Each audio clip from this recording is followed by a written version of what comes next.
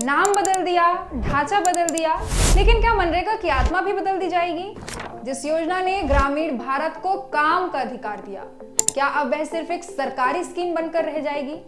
जिस कानून ने कहा था काम दो नहीं तो बेरोजगारी भत्ता दो, उस कानून को अब बदला जा रहा है। सरकार कहती है यह विकसित भारत की ओर एक ऐतिहासिक कदम है। विपक्ष कहता है यह गरीब से उसका अधिकार छीनने की तैयारी है। सवाल सीधा है, क्या गांव में रोजगार की गारंटी अब गारंटी नहीं रहेगी?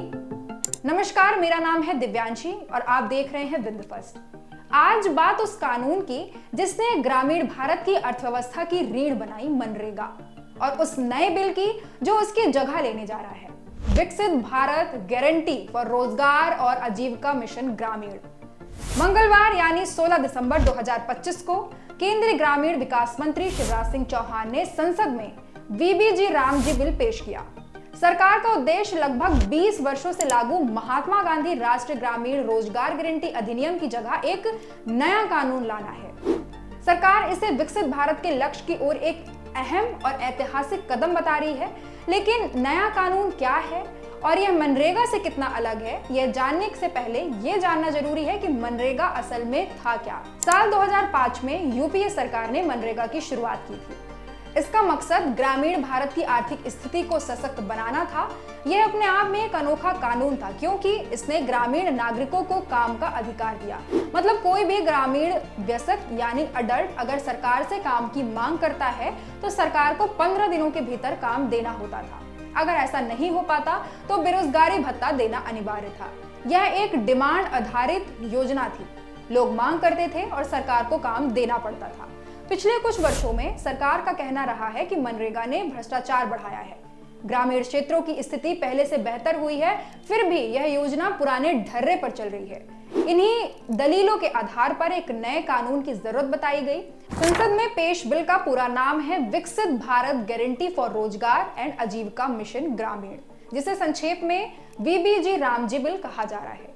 सरकार इसे मनरेगा का उन्नत संस्करण बता रही है। नए बिल के तहत ग्रामीण परिवारों के लिए रोजगार गारंटी को 100 दिनों से बढ़ाकर 125 दिन कर दिया गया।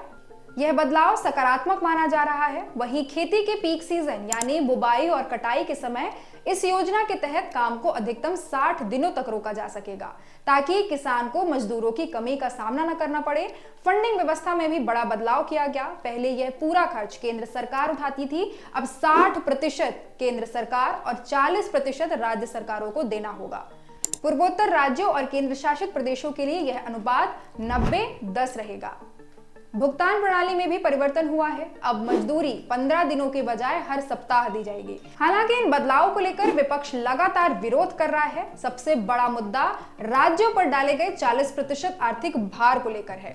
विपक्ष का कहना है कि आर्थिक रूप से कमजोर राज्य यह बोझ उठा नहीं पाएंगे और मजबूरी में काम के दिन घटा देंगे, जिसका सीधा नुकसान गरीब मजदूरों को होगा। विपक्ष इसे श्रेय मेरा खर्चा तुम्हारा मॉडल बता रहा है।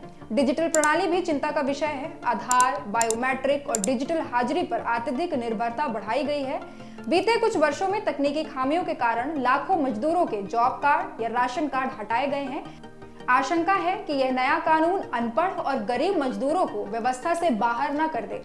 इसके अलावा खेती के पीक सीजन में काम रोके जाने के प्रावधान पर भी सवाल उठ रहे हैं। विपक्ष का तर्क है कि मनरेगा का मूल उद्देश्य ही यही था कि जब खेत और बाजार काम ना दे तब सरकार सहारा बने। ऐसे में इस दौरान रोजगार ना मिलने से खेत मजदूर की सौदेबाजी की ताकत कम होगी और वह कम मजदूरी में काम करने को मजबूर होंगे। सबसे गहरा बदलाव नॉर्मेटिव एलोकेशन से जुड़ा है। पहले मनरेगा एक खुली तिजोरी जैसा कानून था, जितनी मांग उतना पैसा। अब केंद्र सरकार साल की शुरुआत में ही तय करेगी कि किस राज्य को कितना बजट मिलेगा। अगर बजट खत्म हो गया और फिर भी लोग काम मांग रहे हैं तो अतिरिक्त बोझ राज्य सरकार पर पड़ेगा।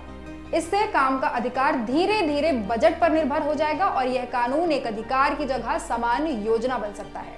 इन्हीं मुद्दों पर संसद के भीतर तीखी बहस हुई और बाहर भी विरोध प्रदर्शन जारी रहा। सरकार का कहना है कि उसका फोकस सिर्फ अस्थायी काम पर नहीं बल्कि स्थायी संपत्ति बनाने पर है।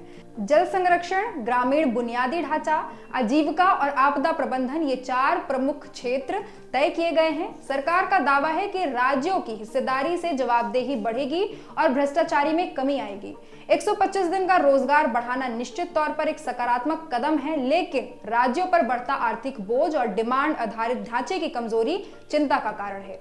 यह बिल लोकसभा में पास हो चुका है, मगर असली तस्वीर तब सामने आएगी जब यह जमीन पर लागू होगा। अब आपकी बारी है, क्या मनरेगा का नाम और स्वरूप बदलना सही है या पुरानी व्यवस्था ही बेहतर थी?